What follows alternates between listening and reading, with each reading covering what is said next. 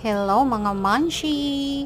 At ito nga, today, gagawa po tayo ng macaroni bake. Bake mac. We call it bake mac with white sauce. At ito nga, kinumbine ko na yung sauce at saka yung macaroni.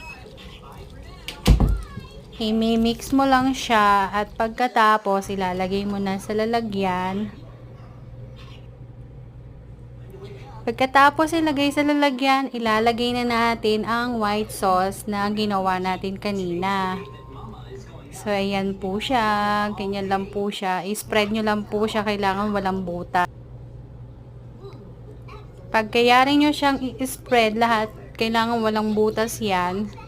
Kailangan po ay maayos nating ilagay. At saka lalagyan lang po natin ng konting lagyan lang po natin ng konting arte sa ibabaw. At ayan na po, cook na yan. Thank you for watching.